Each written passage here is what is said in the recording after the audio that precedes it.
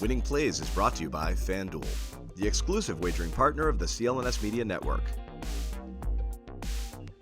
Brand new edition of the Winning Plays podcast, back yet again after the Celtics take a commanding 3-1 series lead over the Atlanta Hawks. My name is Brian Robb, and it would be a crime, to be honest, not to have Chris Forsberg of NBC Sports Boston crime on the show today. After Robb Williams' best postseason performance of his career, was this Robb Williams' best postseason performance of his career? So I guess my mind goes to the 9-block game against the Nets on 9 toes because he was really good that day. But in terms of W overall, in that one, no W in that one for sure. So if you have to pick like the most necessary performance, like they needed the rebounding and Robb brought it. So yeah, I'm not gonna quibble. The only downside was your superstars were so good at the finish line that there was only so much shine that Robb could get after this one. But I mean, if nothing else, and of course this is what I ended up writing today, was just a reminder: if this team is going to accomplish anything of its loftiest goals, you need Robb to be great, and you need Robb to do what he did yesterday, which was rebound the hell out of the basketball, finish dunks when needed, make a whole bunch of hustle plays. That one where he went to the floor and Eddie gave him 50 Tommy points for keeping the play alive. That's the Robb in a nutshell. And so I'm eager. It's weird though, because naturally, like, I'm going to blow up your podcast already because I'm already looking ahead to Philly. And no, that's just, we were looking ahead to Philly like 2 weeks ago when we talked. Yeah, it's just so true. So we're just consistent at this point. It's not a Robb series, but he can still be impactful off the bench. And I still think there's some double big minutes they'll play there, but that's probably more on Al to be good in that series, or at least better than he's been throughout the Atlanta series. And, but yeah, good Robb is a good way to start your Monday. Yeah. And I think you wrote it nicely, like you said, just on NBC Sports Boston now talking about the Robb ceiling. I wrote about the Joe going to the ceiling, but I think when you look at, what are the big developments from this series, from this game? Yeah. Jalen played great without the mask on the stretch. Tatum also made big plays. That is not a surprise against this Atlanta team. That is what these guys have known who can stop them. And so they should be able to pick it up when they need to. And that it was a positive sign for Jalen, obviously, since he had a rough game 3 on top of it. But to your point, the bigger development here, I think, is Robb and the return of the double bigs especially in crunch time, because that is something we have not seen all postseason. And Robb didn't have a terrible series. I mean, he played well in game 1 and game 2, but it was more of like, the bit roll, coming off the bench for 20 minutes. This was a game where there was no direct evidence. You could see obviously Robb closing this game based on how he was playing, but Robb and Al closing this game together, that was like, ooh, are they going to try that given that everyone else is kind of playing well? But like you said, that has been the ticket to this team's success in the past, and so it was important, I think, for it to see it come together in a big spot again. Do you think it's sustainable into the next round? I think it honestly depends on the night. I think it depends. We may get into this a little bit later, but like, what Sixers lineup are you going up against? Is like that. I think that changes a lot of the equation too. I think potentially it becomes almost. We don't believe. Better. I mean, I don't want to skip ahead. We'll get some game 3, but we don't believe Doc, right? Like, we live this life. He's the king of hyperbole. He is the king of hyperbole, but I don't doubt. It's so funny that you hear more from Doc in one sentence than you hear all season from Joe Mazzulla in terms of a player status. But like how much you. But when has a coach ever acknowledged? When has a coach ever acknowledged an injury when it's real?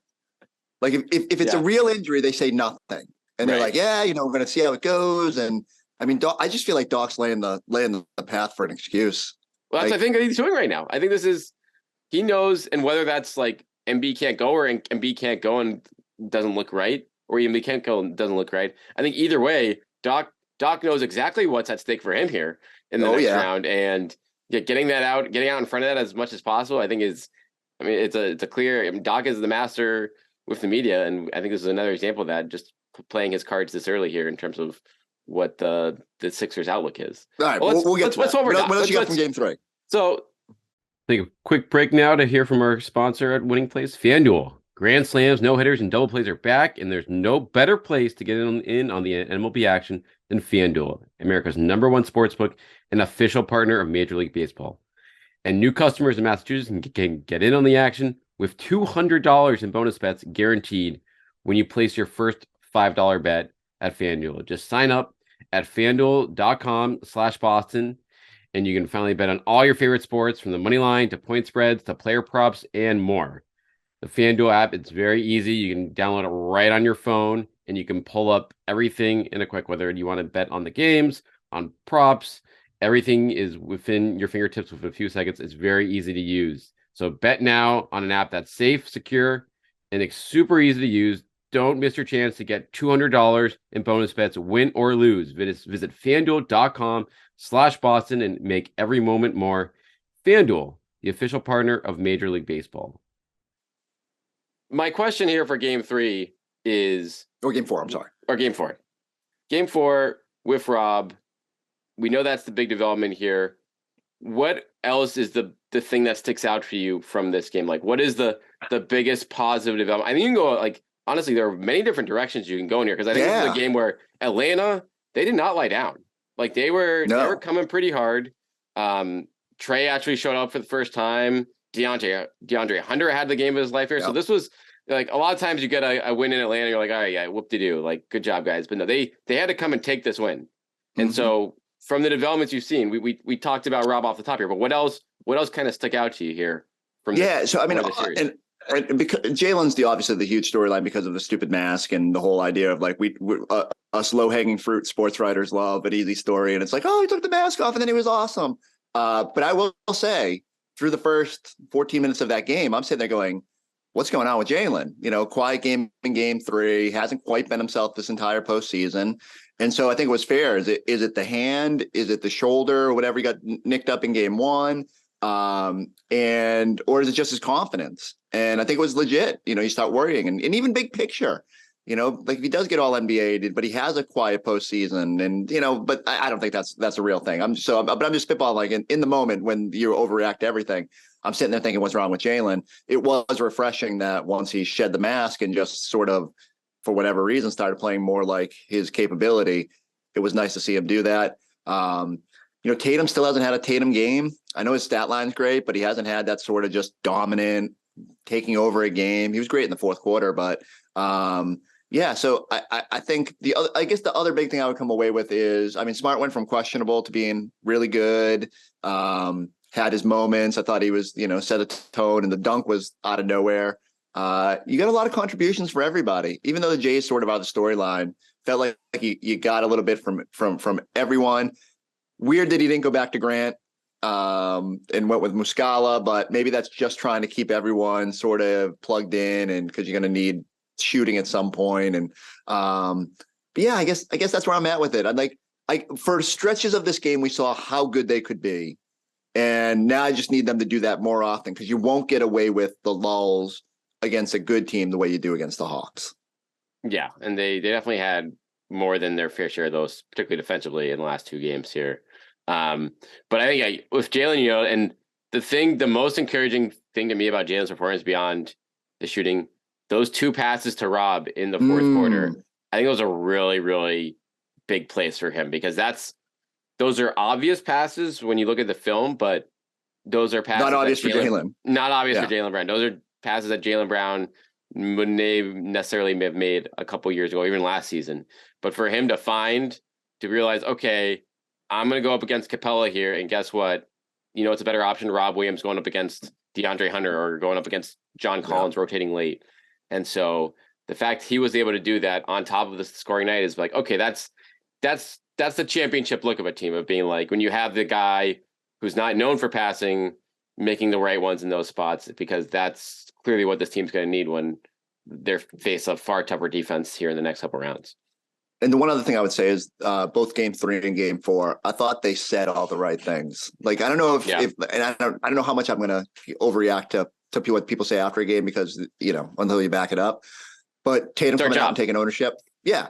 And Tatum taking ownership after Game 3 was, even though he didn't have to, was a nice moment. Him acknowledging and kind of reciting off the top of his head. He was like, yeah, so, last year we went through the Brooklyn, but that was an intense series. And then we lost, we blew game 6 at home, had to go win game 7 and had to, do the same thing with and I thought that just showed like a lot of like presence of mind, and like they know how they messed up last year and they know what they need to do better. So I guess those are the little things. I'll flip it on you.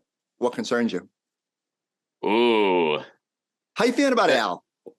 So that's funny. You look at the box score, and the only thing you can really point to right now is Al being like, and I don't even care about the 0 points. Like, I mean, he was clearly like, I'm going to just box out for an entire game. I think he did his job that way. Yeah. I think he, I want to say I saw Anna Horford tweet something. She was like, why does Al have 2 shots in this game? Like, why aren't they getting him? And so I think the counter to that, and I think Al knows that like the Celtics, they don't need him offensively in this series. Right. Like he's there to make the threes in the fourth quarter when they needed it. But I don't mind at all. Like you look at this box, he didn't score anything. Like, he was a plus 17. Yeah. And I think it was a kind of a tribute to Joe Mazzulla, like going with him down the stretch there when I thought this could have been easily a game where you go Robb and you go Brogdon and White, like you just go smaller. But I think that would have been potentially bad news for them defensively. Certainly from a rebounding standpoint, they didn't want to open the door and land on that front. So I think that honestly might be the best part. Like my concerns right now are, it's like you said, a little too lackadaisical on defensive end for a lot of these stretches of games. But beyond that, like, it's really hard to pick anything. And even I gotta give him like Marcus Smart in this series has been phenomenal. Like him offensively, especially in that third quarter in game 4, when they were really wavering for a time, he got to the rim. The shot selection, there were no moments. There was all like everything is pretty much in the flow. And that usually, I mean, that's been my concern in the playoffs for the last 8 years now. So if you take that away, if we literally getting to a point now where, and it's just Atlanta, we'll see what it looks like against when you're going up against Melton and stuff next round. A little more of a challenge defensively there, but is this a perfect series right now for them? I don't know. Like you get tested in game 3, the Hawks really take it from you in that game, but then you come back and you have a hard fought win in game 4, and now you set the stage for an early start to the second round, which would obviously bode quite well for them as far as the Embiid status go. Yeah, I can't argue. Like I said, the only reason I bring up Al, in part because I think people will look at the box score and think he had a bad game yesterday. I think he just did what he was asked. Like I think clearly Mazzulla goes into every sort of pregame and sort of stresses one thing, and pretty much this entire series it's been rebounding. But the way, so the number that jumps out, and I don't put too much stock into the NBA's like stat tracking of box outs and stuff like that. It's probably based on proximity and all that. But, for him to have the same number of box out as they had as a team in games 2 and 3, says something. It's just like that was a priority for Al. And so good for him for sort of buying in. Didn't need to do the offensive thing. And I think he's perfectly content as long as he ends up whatever plus 16 and it helps get a win. I do think I need Al to be a little bit crisper just defensively overall. Because I hope he's just sort of readying himself for whatever version of Embiid and whatever version of the Sixers they get. He should get the energy jolt. He always does against that team. But there have been times this season where, unfortunately, he does look not even unfortunate. He's 36. He's going to be 37 in like a month, And so I just think they need a really good version of Al to get through rounds 2 and 3, depending on the matchups. And so that's just like sort of the one thing I'm keeping my eye on. But yeah, you're right. Like everything sort of shook out okay. They were really good in games 1 and 2, and Derek White doing what he did. You still haven't had the Tatum and Brown games where they just dominate. You got the glimpse of what and how Robb can most impact this thing. Brogdon has had his moments outside of game 1. And so, yeah, it feels like pretty encouraging. And even Grant getting that small burst where he was pretty good. Like, I think that's important. Like now he goes in, hits the ground running in those future series. And so, as long as they take care of game 5 and don't play with their food here, everything's gone pretty much according to script. And what do we all say? Gentlemen sweep. So we're all geniuses, and we all knew how this was going to play out. I think your point on now is I think at 37 years old, just tell him to work. You have to help us on one end of the floor tonight. You just pick the end. Last night, I was like, okay, I'll just rebound. That's literally all I have to do. And he did it. And it worked out well. So I think that box out stat you picked up there, I think that's perfect. to just have that laid out. And one guy I got to give props to in this, Joe Mazzulla, I think has coached, I don't want to say a masterful series, but like as far as pushing the right buttons go, we were hard on him a lot this year, but he's played it right with going to the double big last night, which I don't think was an obvious move at all. And it worked out from an offensive standpoint because that, led to some easy buckets at the rim with Robb. Obviously led to some additional rim protection. And then also got Bogdanovic fouled out of the game with 5 minutes left because Al Horford, he had to try to box it out Horford and picked up his 6th in that spot. So for him to do that, I like to get the Muscala and Pritchard in for a minute, keep them involved, get everyone feel like they're getting a taste of it. So it's maybe, I feel like 2 months ago we talked about, is he just waiting to the playoffs to, show his full set of cards? And I don't know. This is I'm still not there with you, but, you're not they there, have run. But I'm getting it. They're running more than the snap and the horns play. So I am encouraged by the additional playbook that is unfurling and stuff like that. So page 2. But yeah. So, but he does deserve credit because we were hard on him about like how this series would play out and would he be able to make adjustments. In Game 3, it wasn't that they played bad. I just think the Hawks played really, really well.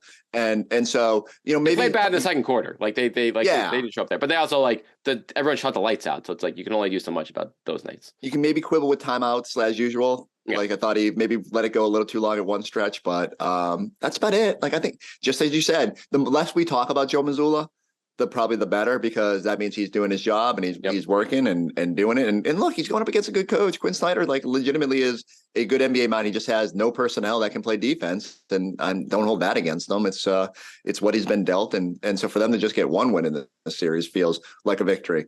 So I saw you were doing enough Hawks talk. No, well, one little bit of Hawks talk.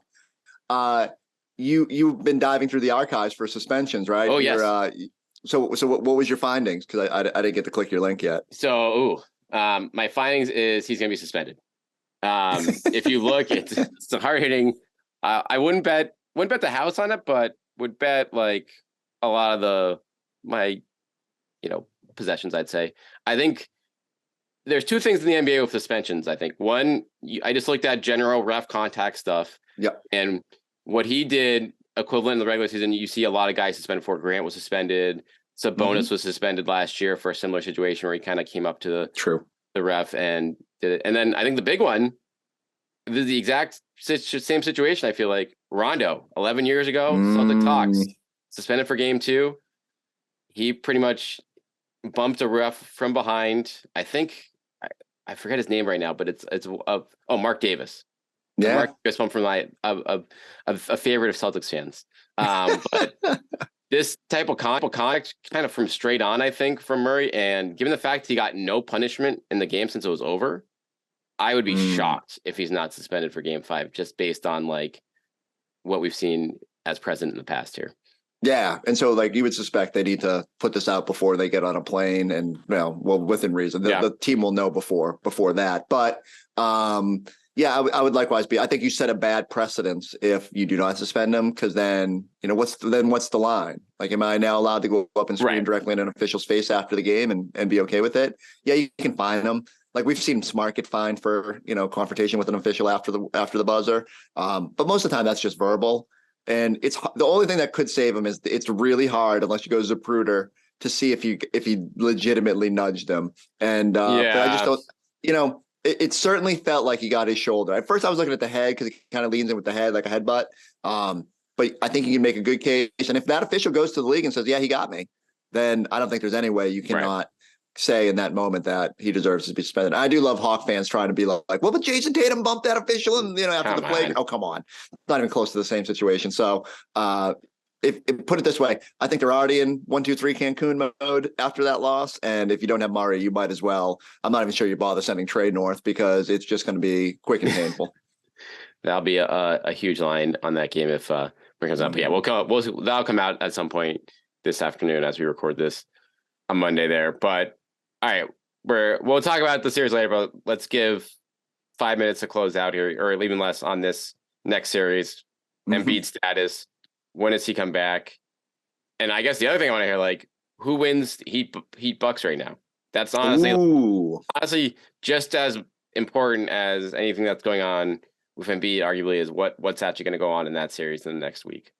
Absolutely fair. I still think the Bucks win. I was surprised they lost that first game when Giannis got hurt. I was even more surprised they lost the other night. It feels like, we can't sit here and say, oh, if they had Middleton and Drew's so good, and yet they can't beat the Heat without Giannis. And so some of that is just Giannis is so good, and you just get so used to what he does. And I get it. There's definitely, a transformation that has to happen. I would still be stunned if they lost this series, but they're going to have to work a little bit harder, which isn't the worst thing. Even if they do find a way to get through it, they're going to have to work in round 2. The Knicks are playing great. And I don't think the Knicks win that series, but I do think they can push them a little bit and at least be physical with them. So regardless of how it plays out, I feel pretty good about at least the Celtics. It's better than the Bucks just rolling through the first 2 rounds if that happens or whatever. The Knicks certainly gave the Celtics headaches during the regular season. I would not be overwhelmed if they somehow got through to the finals, and I think that would be advantageous for the Celtics because I don't think they're ready for that stage quite yet. And I think the Celtics would be good in that moment. So it certainly feels like the bracket's lining up. It just comes down to like what happens here with the Sixers. And just as you said, for me, usually that injury suggests that Embiid should be limited or not out there. But I need to know more about the severity before I'm really ready to think that he's not going to be out there. And even if he was healthy, he was going to have to be great because we've seen the roadmap is he has to score 50 and be awesome. And even the Celtics without 2 starters, that might not be enough. So as long as the Celtics are locked in and engaged and playing to their potential and using their depth, like their depth should be what distinguishes them in that series, especially the non-Embiid minutes. And even if that's just 8 minutes a game, they should dominate those 8 minutes. And so it all hinges on his health, about how competitive that series will be. But I still think the Celtics win that series, regardless of whether Embiid is upright or not. I think you're right. But to me, the fascinating question for Philly with Embiid now, when you look at the schedule, is like, do you just wait till game 3? Do you just, because like, if it's like an 80% Embiid or an 85% Embiid, like we know how that story is going to go. The Celtics are going to kind of run him off the court, and then he's beat up again, and you're down 0-2. So maybe those games are on the road. Maybe you roll the dice and say maybe someone goes nuts. You can steal one in Boston, and then you have a healthier Embiid in game 3. But then at the same time, it's like, well, if you lose those first 2 games, not a lot of teams are coming back from 0-2 these days, unless you're like the Warriors. So that's a fascinating calculation to me. But the Celtics, I mean, that as big as anything on game 4, it's like you want to bump that series up. You want to make that decision harder for Philly in terms of limiting Embiid's rest for that knee. Which it sucks. It sucks. You don't, from an entertainment standpoint, you want everyone out there, but for sure, from a strategic standpoint at this point, you obviously. And you wouldn't want to, if you're a Celtic fan, you wouldn't want it flipped, right? You wouldn't want not to have Robb out there. We saw what happened last year when Robb was limited, and you start thinking about what would have been the potential if they had him healthy. So yeah, you just prefer. But like as you said, so there's going to be some strategy that goes into it, and in Doc Rivers' job preservation, probably would behoove him to rest Embiid and be like, well, it wasn't my fault. No need to hire Ime Udoka. It's it wasn't my fault that Joel couldn't stay healthy. I mean, Ime is going to be in the Atlantic Division one way or another, right? It didn't even occur to me that Philly makes obviously a ton of sense, but that didn't even occur to me. Way too much sense. So, and it's nuts that he is, after this past season, is probably going to have his choice of like 3 or 4 jobs. Which would be the best? So Philly to me makes the most sense, right? They're most ready-made for a championship, which is what he just kind of stumbled into. He's got the experience there with that year on the bench, knows Embiid, knows the pieces, knows Harden from Brooklyn, and so I just think that's the perfect situation for him. Depending on again, those teams gotta look themselves in the mirror and decide if it was a problem here in Boston, is it worth the what could come out? The other wrinkle I'll throw here. Okay, let me go full spin zone on you here. What happens? The Celtics dispatch the Sixers in like 5. Embiid doesn't play. They still fire Doc, and then they come right out and hire Ime during the conference finals or something. Now the Celtics have the deal. Yeah, to answer those questions. Yeah. Now, and invariably, it's going to come up, and they're going to be asked, whether it's Toronto, Houston, Philly, whoever ends up hiring him, it's going to be a storyline. And I wonder, if I have any sense, I think if the Celtics have any contact with him, they're probably like, please, pretty please, if you love if you love your players, can you wait until June 17th or whatever to potentially make that decision. You can do all the winks and nods and handshake agreements, or even just don't have a press conference until that point. But even if he just agrees to go somewhere, it's going to be a story. And I don't think it's enough of a distraction to like derail the Celtics.